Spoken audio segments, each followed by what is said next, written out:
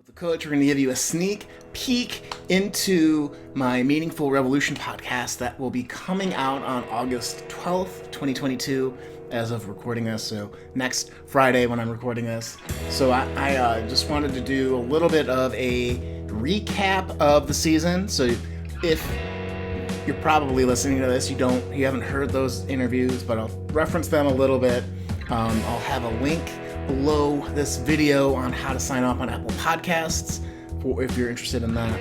But most of all, this particular video that's going out on the newsletter is a recap of season 1. It's the successes, the failures, misses, what to do next, and kind of how I've organized the framework for the podcast. So if you are wondering, like, how do I feel unstuck, right? Maybe you have been stuck in just playing it safe for the last couple of years because of the pandemic. You've been, really trapped in that feeling. Or if you're like, I figured out that the world's changed, but I still am not thriving, and I want to make sure I'm positioning myself to, one, feel alive in the next year, to really feel connected to others, to really feel like I'm working and living meaningfully, then this is going to be a great video for you. Welcome to the Meaningful Revolution podcast, where we talk about people's passions and hope to inspire you to your own. We also answer the question, what if you could just add 1% more meaning to your life every day for the next year? So join us on this Meaningful Revolution. I'm your host, Sean Butner, Certified High Performance Coach, and we have a really great episode for you today, so let's get into it.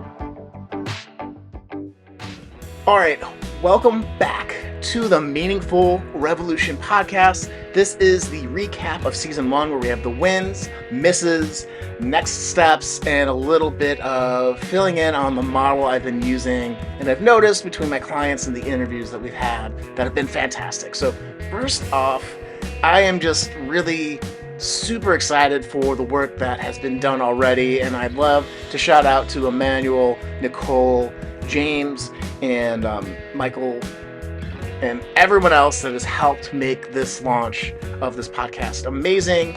And the conversations have just been so interesting and so revealing. So big thanks for you guys in general. So also I want to talk about the story so far of the podcast. So we have, this will be episode 8 of the podcast. So a little introduction about, I talked a little bit about my coaching life because I'm really passionate about that. And we talked about the power of ritual, the power of your mindset in like a sports psychology setting. We talked about the power of leadership and connecting people through education. And again, like the power of ritual. So with all of these amazing topics, that's kind of where we're at. And the whole idea for the Meaningful Revolution podcast, again, is to answer the question, what if you added just 1% more meaning to your life every day for the next year? Because it's my belief that thinking about, how do I do a little bit more gardening? How do I do a little bit more teaching? How do I do a little bit more of leading in the world? Or how do I do a little bit more of just feeling like I'm connected to my life again and feeling alive and vibrant? That will have this ripple effect of goodness out in the world, right? And what is goodness really? It's people that are passionate, that are happier, that are a little bit more resilient, that are a little bit more productive and have that performance edge. I mean, I am a high performance coach, so I have to always root things in that type of conversation. But it's also to inspire, right? So I hope as you've listened to these different interviews from these wonderful folks, that you found something that has inspired you to go chase your passion, right? That's the other end of this. So successes, right? I think this past month and a half of working on this and really trying to make it great and, make it compelling for you folks, I think the conversations and the topics have been amazing, right? I think the way of, like, if you wanted to get started in leadership or in creating rituals, or you've already had some experience in either of those, that there's a little bit of content and habits and things for you to do to advance that area of your life. I think the context around just people telling stories and how they get involved in teaching and why it's important for them to authentically connect with people is super powerful. And so I think it's been a really great way of exploring these topics that people really love and people nerd about. And I'm very happy and grateful for having that part or to play a part in those conversations. What do I think were maybe misses of this first season of the Meaningful Revolution podcast? I think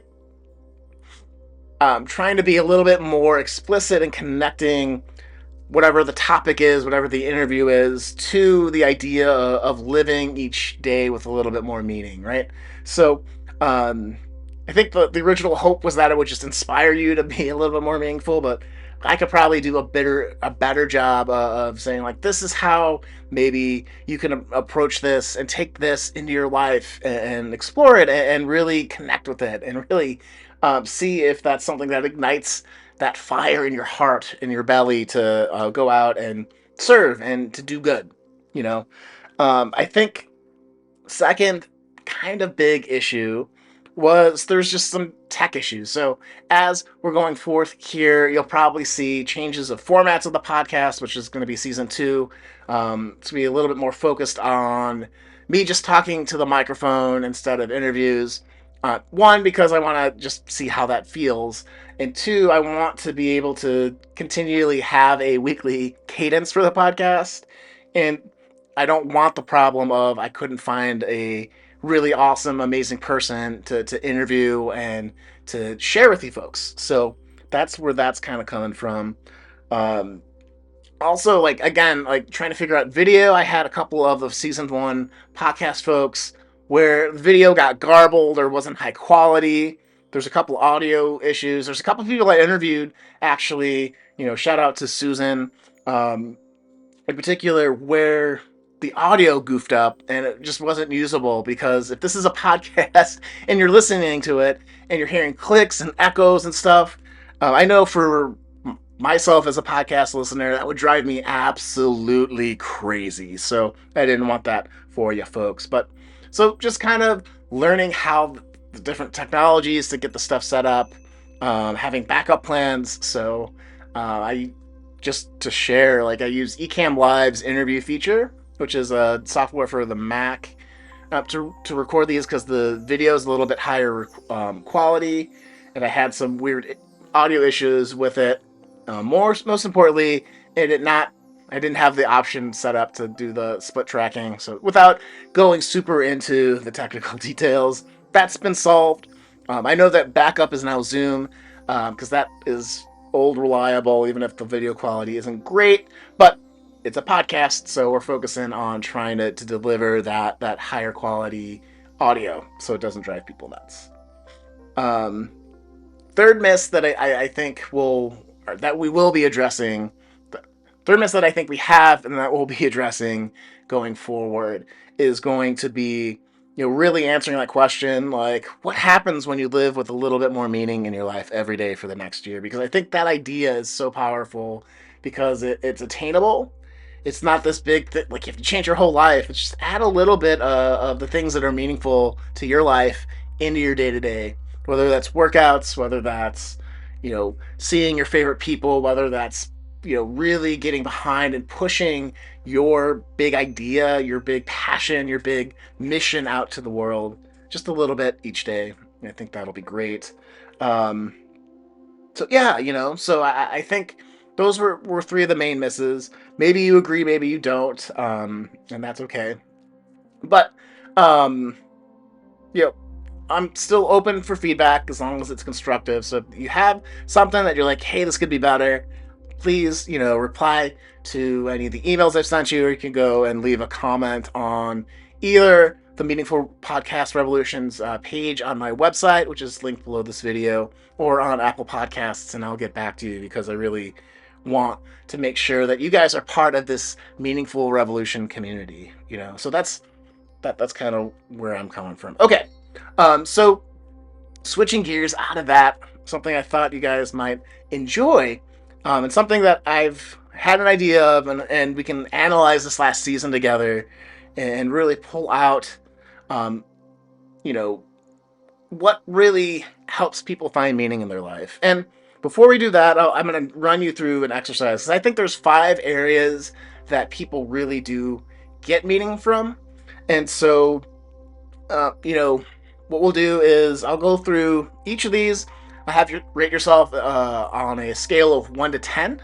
1 being not at all, I don't really feel this in my life, or 10 that I really do feel like tuned in and this is optimized in my life. So really great.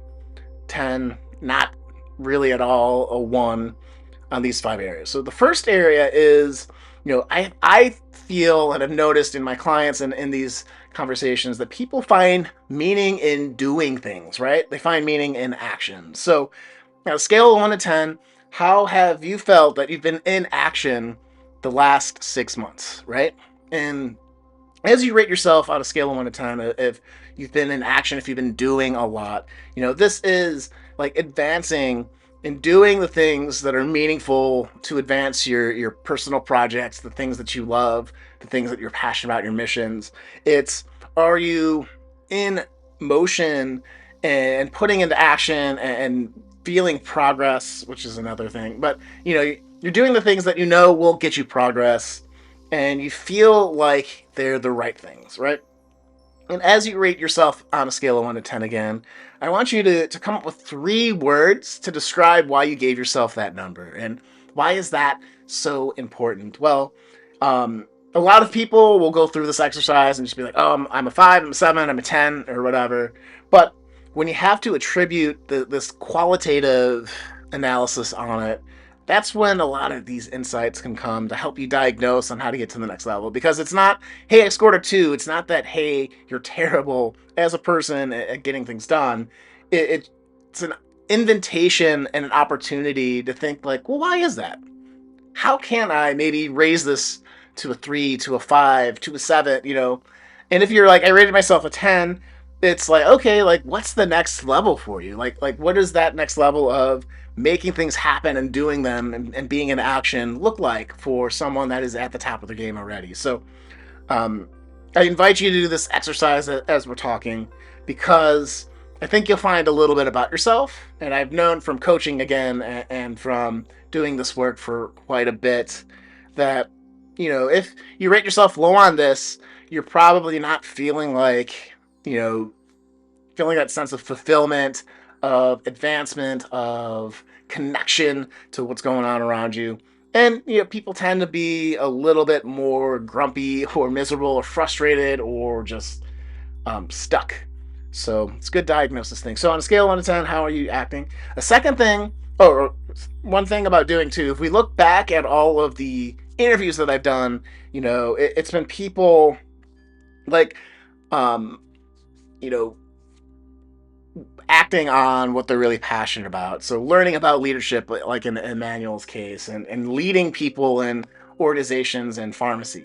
Or it's James who's in action and trying to figure out how to authentically like connect with students to have those learning moments that carry on for the rest of those students' lives. Like that's his intention. That's how he organizes his day. That's what he's trying to do with every type of instruction and curriculum that he does himself and he's helping others with. And I think it's really important, again, to just, those are a couple of examples from this past season of the podcast that I think is really great. So, okay. Section number 2 is people find meanings in their relationships. It's usually, in helping other people. It's usually in feeling respected by their peers, getting the support that they need or not, and usually in support of the things that they love, right? So if we, again, so rate yourself again on a scale of 1 to 10 on relationships. 1 being like you're a lone wolf. Number 10, that you have this fantastic community around you that inspires you to be your best, that inspires you to grow, that inspires you to live to your full potential, right? And then write 3 words on why you gave yourself that score, just to kind of see if there's anything that unlocks for you and feeling really connected. Because again, like if you rate yourself a 1 on relationships, that's the entrepreneur that has burned every relationship in their life for their business, has had some success, and is just miserable because they don't have anyone to share it with, So we don't want that type of experience for you. Or it's the person that maybe has struggled financially but has that community backing that helps them feel abundant even when times are tough. So kind of two sides of the coin. And we look at the podcast interviews again, people got into things because of other people. So Mike Seeley got into psychology and sports psychology because he had a therapist when he was young that really helped him by challenging him and, having that relationship to say, hey, you can be better. Or it's Nicole who ended up becoming really interested in rituals because it helped her cope with the personal things that were going on in her life, with her mom when she was growing up, and just kind of managing how uncertain the world's been recently. So um but it all started from a relationship that was impactful, that was influential. So that's why this is important. The third reason why people feel meaning in their lives, in my observation, is service. So are you helping people? Helping people, right? Just period. How are you helping people? How are you leading people? How are you leaving things better than you got them? Those types of things. On a scale of 1 to 10, how connected are you to the service in your life, in your mission, in the things that you do? Because you'll notice that each of the people in the podcast here, yeah, each of the people in the podcast here had some type of service in either sharing their rituals, sharing how to connect authentically with people, how to change your mindset to hit that next level of performance, or to really just be aware of the impact you have with the people around you, like in Emmanuel's case. So, again, on a scale of 1 to 10, um, when you rate your service, what are the 3 words again you would describe that score that you gave for yourself? So, just to get to the why.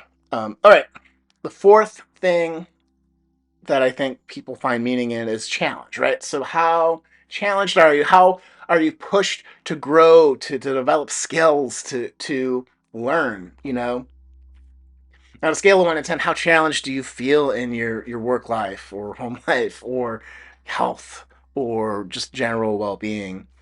Um, and 1 being not challenged at all, 10 being like, I am constantly learning and I love it and I'm on fire, right? And what 3 words would you use to describe that score you gave yourself? So, challenge, I think, is also another way for saying that you're growing, right? So, if you are constantly learning, expanding your skill set, expanding your competency, expanding your capabilities, there's going to be a confidence behind that. There's going to be a sense of I can handle things that come my way. So, there's some resilience behind it. Um, and, everyone that I've known in corporate America or my coaching business or, friends and family, it's the folks that are constantly trying to find that new distinction, that new way of doing things, that new way of advancing and going forward, that tend to absolutely love what they're doing. And so that's why I think it's so connected to meaning. And then the fifth thing, scale of 1 to 10, how much growth or progress do you feel in your life day to day? Again, in the last 6 months. And, that sense of progress, that sense that you are in momentum, or in flow sometimes is what people call it, is really profound. So, again, scale of 1 to 10, how do you feel about your growth and progress? What are the 3 words you give yourself to describe why you labeled yourself that number?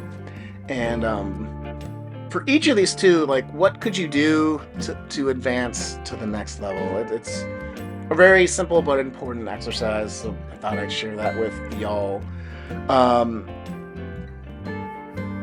So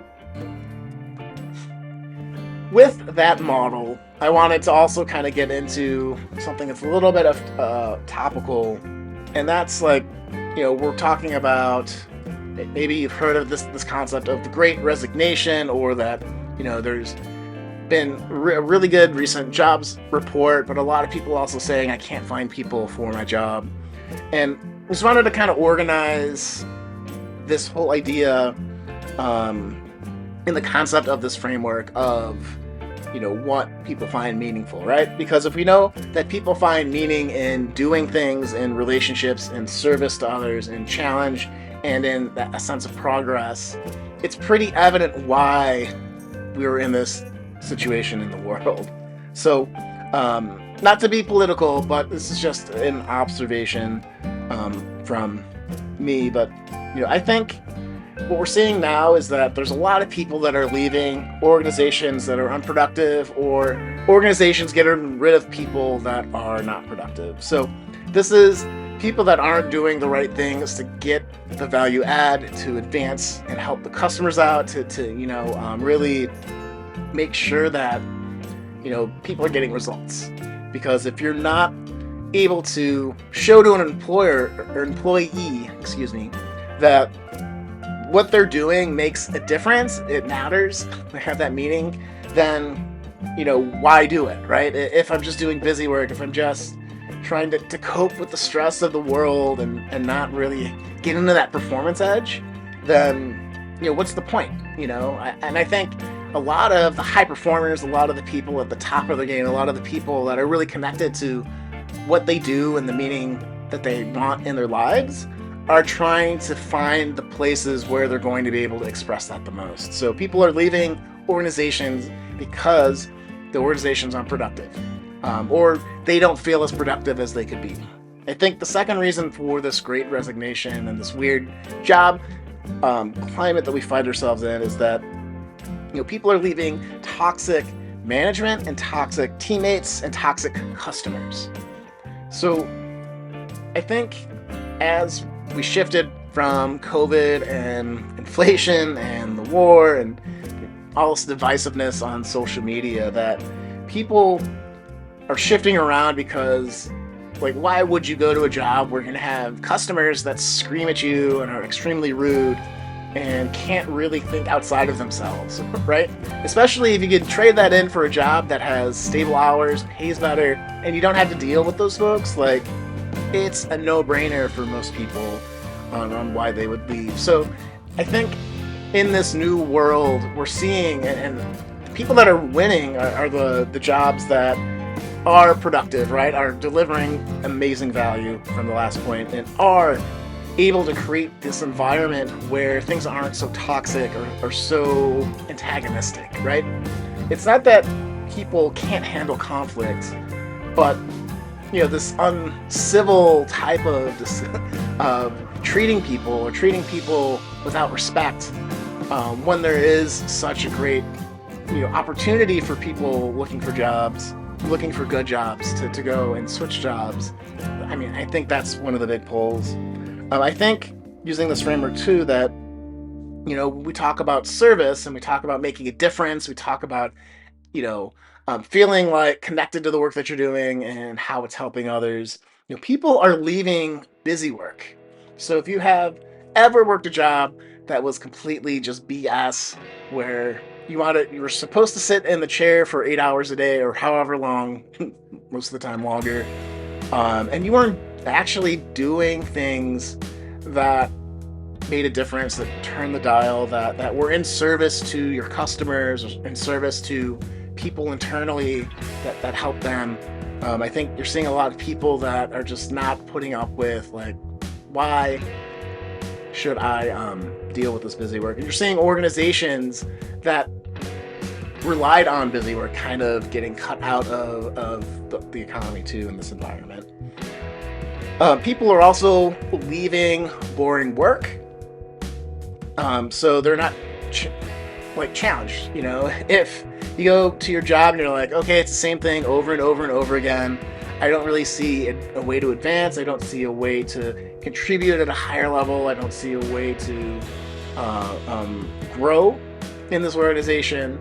they're going to, again, go and find places. You're going to find organizations that have exciting work, are still going to thrive. So a lot of the big tech companies, I think, are pretty safe here. I think a lot of the folks that and organizations that are doing the new innovative things will probably be fine. But it's people that have been stuck in how they were doing things before, and not really adapting to how the work environments change, that are not really going to succeed here.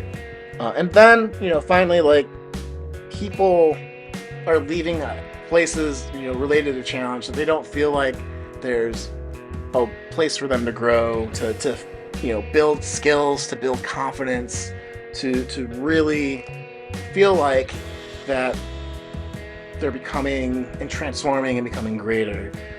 So ultimately, it's they don't feel meaning in the things that they're doing and the people that they're working with or serving, and the actual service or how it's impacting others, and the challenge of the work and how it's helping them grow, essentially using this model. So I hope that's helpful for you.